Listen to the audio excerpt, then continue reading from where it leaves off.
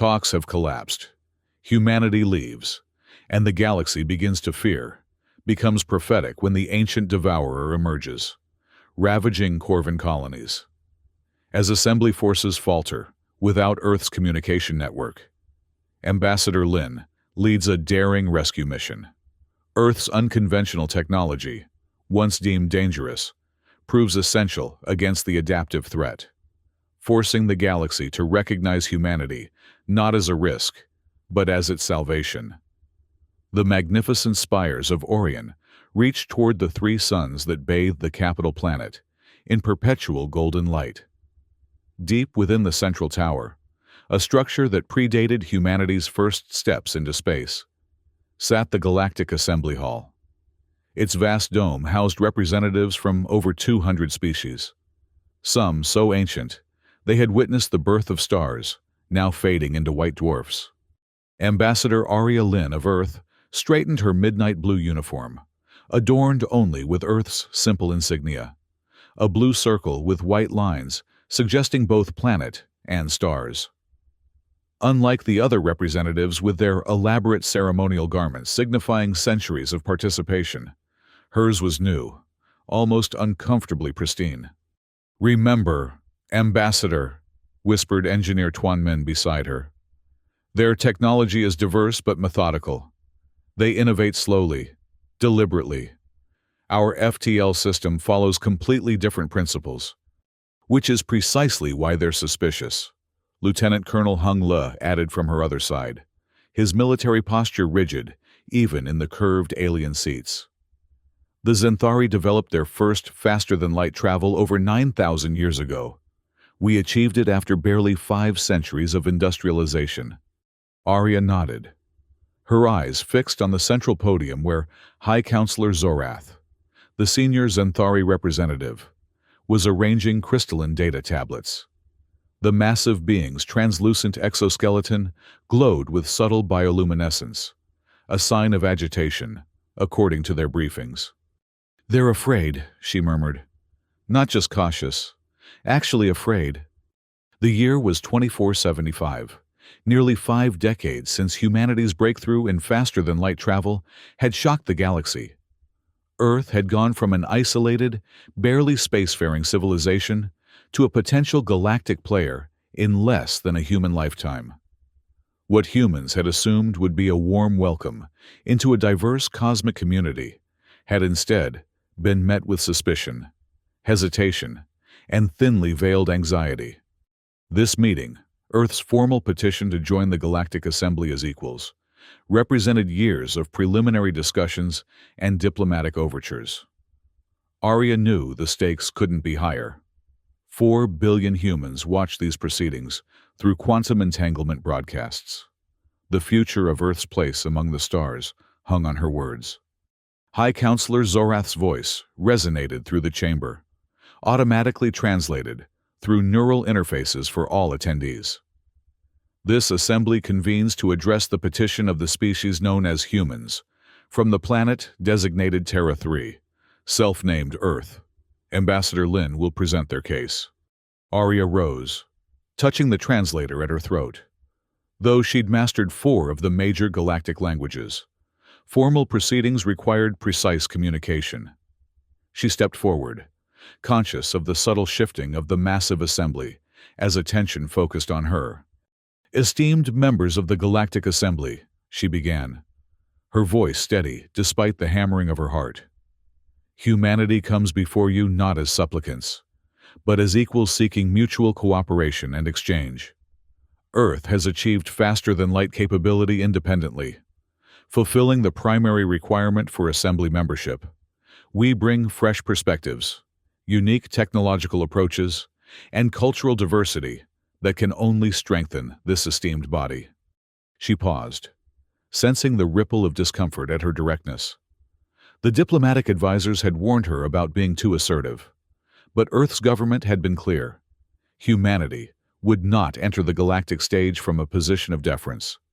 "We propose open technological exchange, equal trade agreements, and full diplomatic recognition.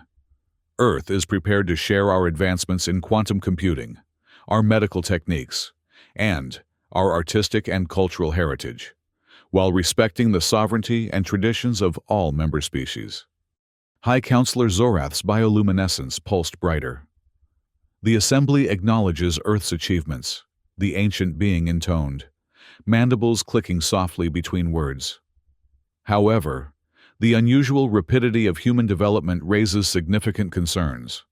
The standard protocol for newly FTL-capable species involves a probationary period under technological supervision. Arya felt her spine stiffen. Supervision was diplomatic language for control. With respect, High Counselor, Earth cannot accept technological supervision. Our independence is precisely what concerns this assembly, interrupted War Chief Geth, of the Corvin hegemony, his massive furred form rising from the far side of the chamber. Humans have advanced from primitive radio signals to dimensional folding in mere centuries. Such acceleration defies normal evolutionary patterns. Arya maintained her diplomatic smile, despite the dismissive tone. Necessity drives innovation, War Chief. Earth's resources required efficient solutions. Or, perhaps, came the melodic but cutting voice of Speaker Lumara of the Ethereal Concordance, her luminous form hovering above her designated space. Humans simply lack the wisdom to develop at a prudent pace. Technological advancement without commensurate spiritual and ethical development has proven catastrophic throughout galactic history. Murmurs of agreement rippled through the assembly. Arya felt a familiar frustration building. Every preliminary meeting had followed this pattern. Circular discussions questioning humanity's readiness, maturity, or stability. Never acknowledgement of their accomplishments. The facts remain, she said, more firmly than intended. Earth has independently developed viable FTL technology, unified its planetary government, and stabilized its biosphere after near-catastrophic climate events. By the Assembly's own charter, these achievements qualify us for full membership status. High Counselor Zorath's crystalline exoskeleton now pulsed with rapid flashes of deep blue, a warning sign in Xanthari communication. Ambassador Lin misunderstands. The Charter provides minimum requirements, not automatic entitlements. The unprecedented speed of human development requires unprecedented caution. Caution? Arya couldn't keep the edge from her voice now. Or containment. Earth has received 17 separate requests for our FTL technology, but not a single offer of reciprocal exchange. The chamber erupted in overlapping translations and exclamations. Lieutenant Colonel Hung Le leaned forward. Ambassador, perhaps a strategic retreat would be... But Arya pressed on. Years of diplomatic frustration finally finding voice. If this assembly truly seeks peaceful cooperation, it must be founded on mutual respect. Earth will not surrender its technological sovereignty as the price of admission. High Counselor Zorath rose to full height, nearly 3 meters of crystalline biology, and struck the resonance gong. The sound cut through all translation systems, bringing immediate silence. This session is temporarily adjourned, the High Counselor announced. The Assembly requires private consultation regarding Earth's unusual position. As the representatives filed out, Engineer Tuan Min whispered, "That could have gone better." Arya watched the ancient species departing, some floating, others gliding or lumbering on multiple limbs. "No," she replied quietly. "It's exactly as expected. They never intended equal terms." The Earth delegation retreated to their temporary embassy, a modest structure on Orion's diplomatic ring, conspicuously smaller than even the newest other member species headquarters. Inside, secure from monitoring.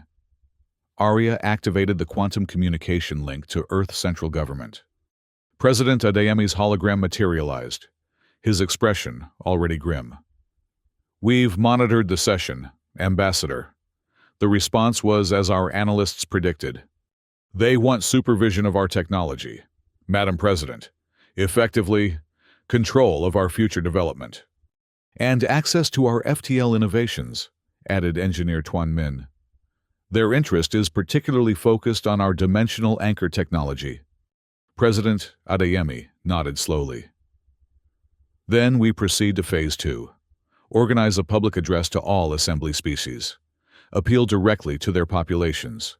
If their leadership won't engage fairly, perhaps public opinion will force reconsideration. Lieutenant Colonel Hung Le frowned. Madam President, bypassing diplomatic channels could be interpreted as provocative. Everything we do is interpreted as provocative, Colonel. The President replied. Our very existence seems to provoke them. Ambassador Lin, you have full authority to implement the contingency plan if necessary. Arya felt the weight of those words. The contingency plan, Earth's graceful but definitive withdrawal from galactic integration, if terms remained unacceptable, was considered a last resort. Understood, Madam President. I'll continue pursuing bilateral agreements before taking that step.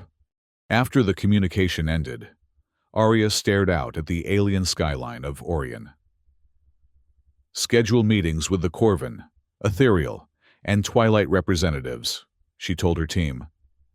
We'll try one-on-one approaches before considering more drastic measures.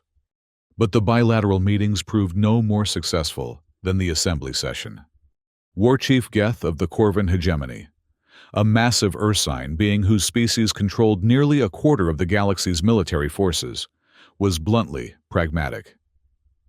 Your species developed too quickly, Ambassador. It makes the established powers nervous. Share your FTL advancements. Accept a century of oversight, and you'll find the path much smoother. The meeting with Speaker Lumara of the Ethereal Concordance was more philosophical, but equally frustrating. The gaseous being, contained within a field of electromagnetic energy, spoke in lyrical metaphors that, nonetheless, conveyed a clear message. Humanity lacked the spiritual humility expected of newcomers. Your species reaches for the stars, but has not yet understood its place among them, the speaker told Arya. One does not enter an ancient temple by breaking down its doors, regardless of one's worthiness to enter. Most concerning was the meeting with the Twilight Confederation representative, whose species communicated through both audible frequencies and color patterns across their membranous wings. What began as a seemingly productive discussion ended when Arya discovered they had been broadcasting warnings about human deception throughout the diplomatic quarter. You misunderstand, the Twilight representative insisted when confronted. We merely exercise appropriate caution regarding species with your particular development profile. Our development profile, Arya questioned. Rapid technological advancement, coupled with territorial expansion and resource consumption, came the reply. The representative's wings flashing patterns that the translator couldn't fully capture. Historical precedent suggests a 78.3% probability of aggressive intent. Back on Earth, public opinion was fracturing. News networks broadcast endless debates between the negotiation faction that advocated continued diplomatic efforts and the growing withdrawal faction that saw the Assembly's terms as fundamentally incompatible with human dignity. President Adeyemi addressed the United Earth Council. We face a critical juncture in human history. The galaxy has opened before us, but not with the welcome we anticipated. We must decide. Do we accept second-class status in exchange for integration, or do we chart our own course among the stars? The debate raged for weeks. Arya, monitoring from Orion, felt increasingly torn. As a diplomat, she believed in the possibility of mutual understanding. But as Earth's representative, she witnessed daily the condescension and suspicion directed toward humanity. The breaking point came 6 months into negotiations, during a private session with High Counselor Zorath. The ancient Zenthari had requested a confidential meeting, raising hopes for a breakthrough. Ambassador Lin, Zorath began, crystalline structure glowing with a more subdued light than in public forums. I speak now not as High Counselor, but as one who has witnessed 12,000 years of galactic history. Arya nodded, allowing herself a moment of optimism. Your species represents an anomaly, Zorath continued. The standard development timeline from planetary unification to FTL capability spans, at minimum, 800 years. Earth achieved it in less than a century. We faced extinction-level pressures, Arya explained. Climate collapse, resource depletion. Many species face such challenges, Zorath interrupted. Most fail. Some survive by adapting biologically. A few develop sufficient technology to overcome their limitations. None, in all recorded history, have accelerated as humans have. The Xanthari's inner light pulsed in complex patterns. This creates fear, Ambassador, not of human aggression specifically, but of unpredictability. The assembly functions through careful balance, established over millennia. And Earth disrupts that balance. Precisely. Zorath's translator conveyed a tone that might have been regret. I have studied your history. Your species consistently demonstrates extraordinary adaptation under pressure. This quality, while admirable, makes you destabilizing. Arya leaned forward. Then help us find a place within the balance. Surely there's a path that respects both the Assembly's stability and Earth's sovereignty. Zorath's bioluminescence dimmed. The Assembly has reached consensus. Earth must accept technological supervision for a minimum of 300 years, with limited access to galactic coordinates beyond your immediate stellar neighborhood. 300 years, Arya couldn't hide her shock. That's a mere moment in galactic politics, Zorath stated. A reasonable compromise. It's containment, not compromise, Arya responded, rising from her seat. Earth cannot accept these terms. Then, Earth remains outside the Assembly, Zorath said simply. A regrettable outcome. But perhaps, in time, your species will develop the patience required for galactic citizenship. Arya returned to the Earth Embassy, where Engineer Tuan Min and Lieutenant Colonel Hung Le awaited her report. Their expressions fell as she recounted the meeting. 300 years of supervision, Tuan Min repeated incredulously. They'd have access to every advancement we make while restricting our development. Lieutenant Colonel Hung Le's military assessment was blunt. This is a security containment strategy. They're treating Earth as a potential threat to be managed, not a partner. Arya stared at the secure quantum communicator that would connect her to Earth's central government. We need to implement the contingency plan. It's time for Phase 3. The announcement came on what would have been the 7-month anniversary of Earth's petition to join the Galactic Assembly. President Adeyemi, flanked by the World Council and military leadership, addressed not only Earth, but sent the message to every Assembly world. After extensive good faith negotiations, Earth must regretfully announce a temporary withdrawal from integration efforts with the Galactic Assembly. While we remain committed to peaceful coexistence, we cannot accept terms that fundamentally compromise our sovereignty and development. Effective immediately, Earth is recalling all diplomatic missions and suspending technology sharing initiatives. Our borders remain open for essential trade and emergency coordination, but all military and research cooperation will cease pending renegotiation of terms. The response was immediate and varied. Some Assembly species expressed disappointment, others vindication of their suspicions. High Counselor Zorath issued a formal statement expressing concern over Earth's hasty decision and reiterating the Assembly's reasonable security requirements. On Orion, Arya oversaw the systematic withdrawal of Earth's diplomatic presence. Embassy staff packed archives and dismantled sensitive equipment. Trade representatives finalized the transfer of ongoing contracts to automated systems. Cultural exchanges were suspended with formal apologies. They don't believe we're actually leaving, Lieutenant Colonel Hung Le observed as they supervised the loading of the last diplomatic shuttle. They think this is a negotiating tactic. It is, in a way, Arya replied. watching Orion's three suns setting behind the assembly towers. Just not the kind they're familiar with. Over the next 2 months, Earth systematically disconnected from galactic systems. Navigation beacons at the edges of the Sol system were recalibrated to provide only basic hazard information rather than detailed telemetry. Scientific data-sharing portals transferred to minimal access protocols. Communication relays were reset to emergency-only status. The galaxy began to notice. Merchant ships reported increasing difficulty obtaining clearance for Earth orbit.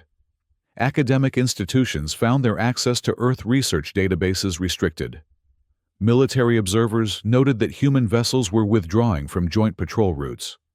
9 months after the initial petition, Earth had effectively erected an invisible boundary around its sphere of influence. Not hostile or completely closed, but distinctly separate. The few visitors permitted through the increasingly stringent security protocols reported that human worlds seemed to be turning inward, focusing on internal development rather than external relations. Rumors spread through the assembly. Some claimed Earth was developing unprecedented weapon systems. Others suggested humans had discovered something in the fabric of space-time that they were keeping secret. The most extreme voices warned that Earth's withdrawal was prelude to expansionist aggression. High Counselor Zorath convened an emergency session of the Assembly's Security Council. The human withdrawal presents unknown variables, the ancient being stated. We must consider contingency plans should their isolation presage hostile intent. But before any consensus could form, an urgent distress signal cut through all communication channels. The Corvin colony in the Eta Reticuli sector was under attack, not by humans, but by something the translator systems struggled to define. "The Devourer has awakened," came the fractured transmission from War Chief Geth's second-in-command. "It consumes our defense grid faster than—" The message dissolved into static. The assembly erupted in panic.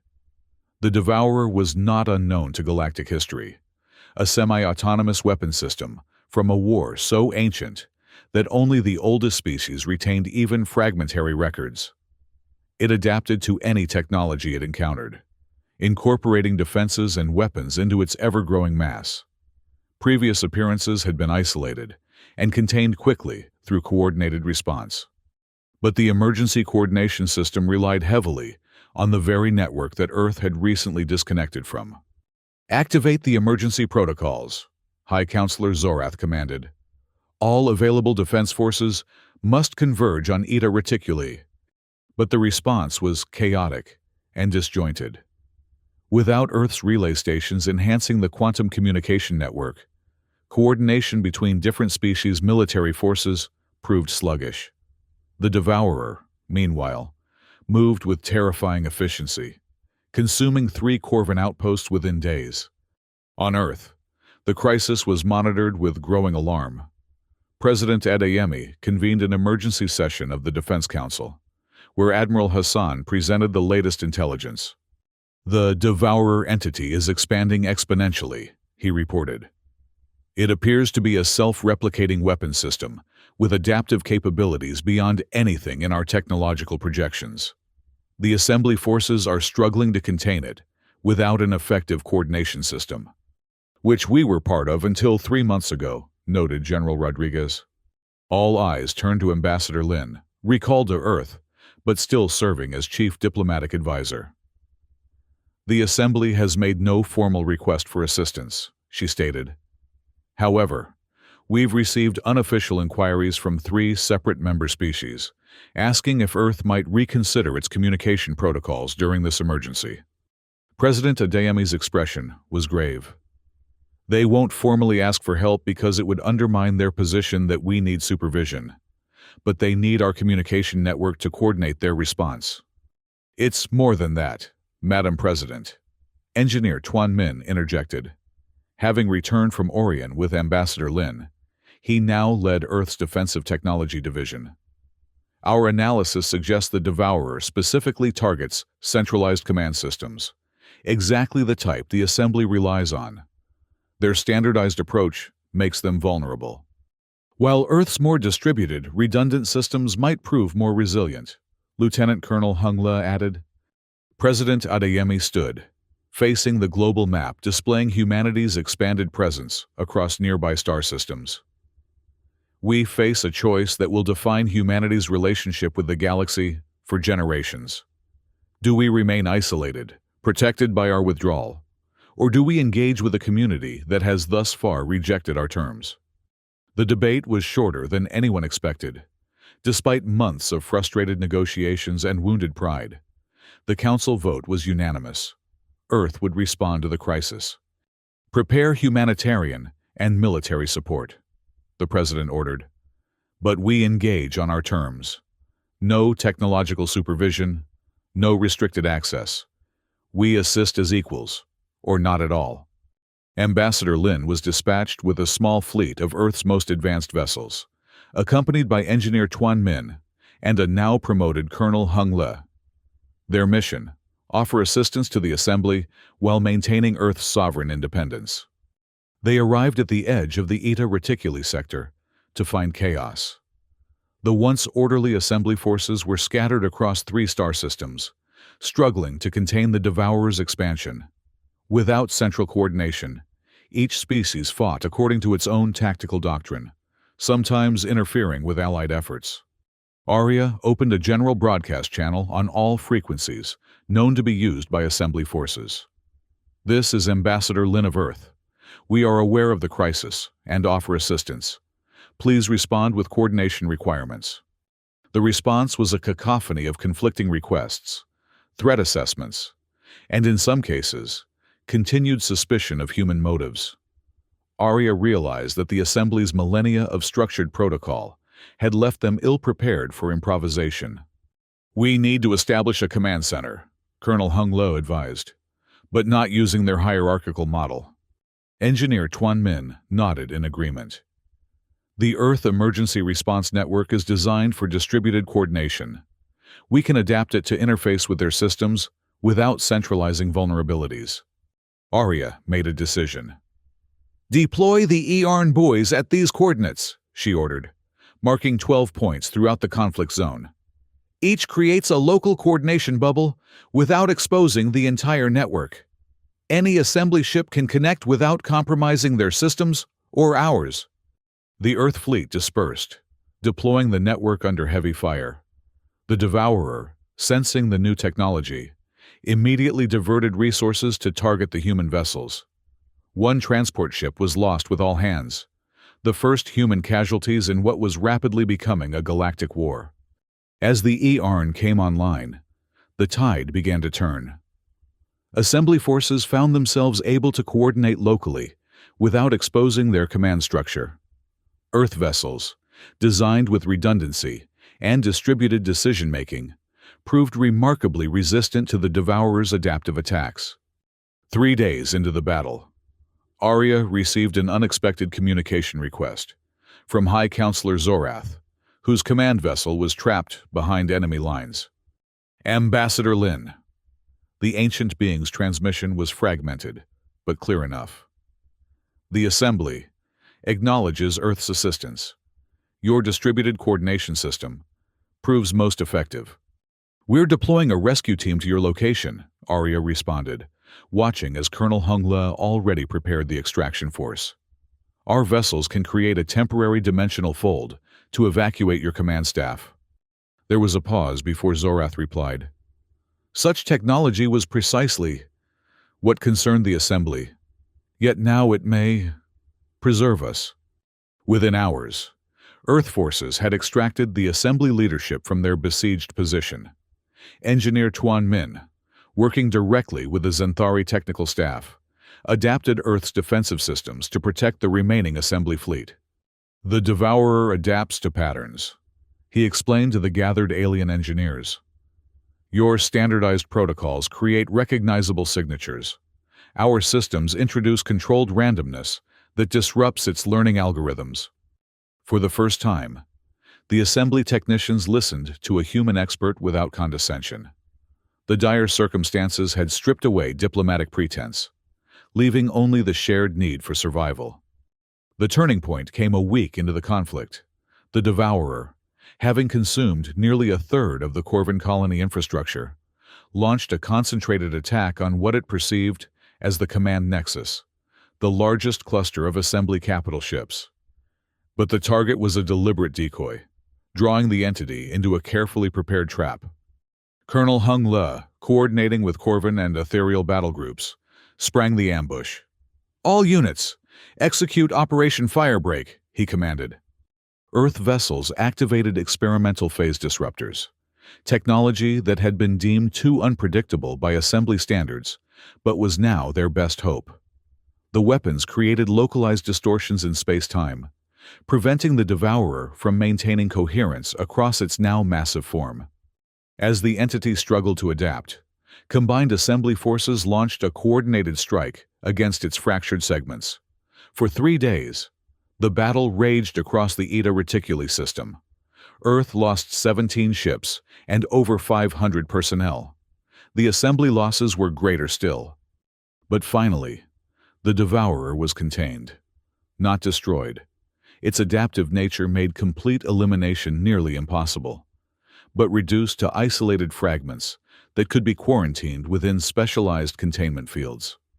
In the aftermath, as rescue operations transitioned to reconstruction, Arya found herself summoned to an unprecedented meeting, a direct audience with the Assembly's inner circle, the 12 eldest representatives who normally operated behind layers of protocol and intermediaries. High Counselor Zorath, still recovering from injuries sustained during the evacuation, led the gathering. Ambassador Lin, the ancient being, began, bioluminescence pulsing in a pattern Arya had never seen before. The Assembly finds itself in an unfamiliar position. Arya waited, standing confidently, despite her exhaustion from weeks of crisis management. "You were correct," Zorath continued, causing a ripple of translator activity as the statement was rendered in dozens of languages. The terms offered to Earth were not those of equals. They were protective measures born of fear that, ironically, left the galaxy vulnerable when true danger emerged. Speaker Lumara of the Ethereal Concordance floated forward, her gaseous form shimmering with subdued energy patterns. "Humanity's withdrawal revealed a critical gap in our defenses. Your species' approach to technology, redundant, distributed, adaptable, proved essential against an enemy that exploits the very standardization we have cultivated for millennia." War Chief Geth, his massive form diminished by the loss of his home colony, spoke next. "The Corvin respects strength, Ambassador. Earth demonstrated not only military capability, but the wisdom of when to use it. You came to our aid despite our previous skepticism." One by one, the Assembly leaders acknowledged what Arya had argued from the beginning. Earth's different approach to technology and governance was not a liability, but a potential asset to galactic stability. "The Assembly therefore proposes," High Counselor Zorath concluded, "a new category of membership, not supervised integration as previously offered, but sovereign alliance. Earth would maintain its independent development path while participating in mutual defense and cultural exchange." Arya felt a moment of vindication, but kept her diplomatic composure. Earth appreciates the Assembly's reconsideration. However, any new arrangement must explicitly recognize our technological sovereignty and provide for equal exchange of advancements. "That is understood," Zorath acknowledged. "The recent crisis has demonstrated that galactic security requires diverse approaches, not enforced standardization. Earth's methods, while unorthodox by our standards, have proven their value." The negotiations that followed were unlike any in the Assembly's long history. Rather than Earth conforming to established protocols, new frameworks were developed that accommodated humanity's unique development pattern while providing the stability the ancient institution required. 2 months later, in a formal ceremony broadcast to every world in known space, Earth officially joined the Galactic Assembly, not as a supervised newcomer, but as a sovereign ally with full voting rights and reciprocal technology exchange agreements. As Arya signed the historic accord, she reflected on the journey that had brought humanity to this moment. Not the peaceful integration they had initially sought, but something perhaps more valuable: respect earned through both independence and assistance when needed. The path to peace, she told the assembled dignitaries, requires both the willingness to extend a hand in friendship and the strength to stand alone if necessary. Earth pledges both to this assembly. Later, as Earth's fleet prepared to return home, Arya stood with Engineer Tuan Min and Colonel Hung Lei on the observation deck of their flagship, watching the glittering expanse of Orion recede into the distance. "Do you think it will last?" Tuan Min asked. "This new arrangement?" Colonel Hung Lei's expression remained cautious. "The assembly adapts slowly. Some species will resist the changes. Others will seek to exploit our technology, now that formal restrictions are lifted." Arya studied the stars, the same stars visible from Earth, yet somehow different when viewed from this distance. "It will require constant attention, like any important relationship. But we've established a critical principle. Earth will engage with the galaxy as equals, or not at all. And the galaxy needs us," Tuan Min added. "The Devourer proved that. The Devourer, or something like it, will return." Hung Le said soberly, "This galaxy is ancient, with dangers buried in its history that even the Assembly has forgotten." Arya nodded, thinking of the strange adaptive entity they had fought. Technology so old that its origins were lost to time, yet still capable of threatening advanced civilizations. Then, humanity must be ready, not just with defenses, but with new ways of thinking that the older species might have forgotten. As their ship prepared to enter the dimensional fold that would return them to Earth, Arya took one last look at the Assembly headquarters, gleaming in the light of Orion's 3 suns. The Galactic Assembly had endured for over 15,000 years by maintaining careful balance and methodical progress. Humanity had disrupted that balance, bringing both chaos and necessary adaptation. "We are the immune system," she murmured, an insight crystallizing after months of diplomatic struggle. New, aggressive, sometimes uncomfortable, but necessary for the health of the whole. The dimensional fold enveloped their vessel, bending space-time to return them home faster than light itself.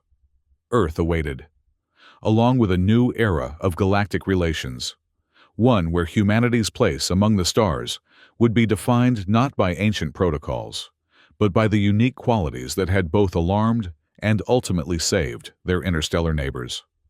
The galaxy had begun to fear humanity's absence more than its presence, perhaps the most profound diplomatic victory of all.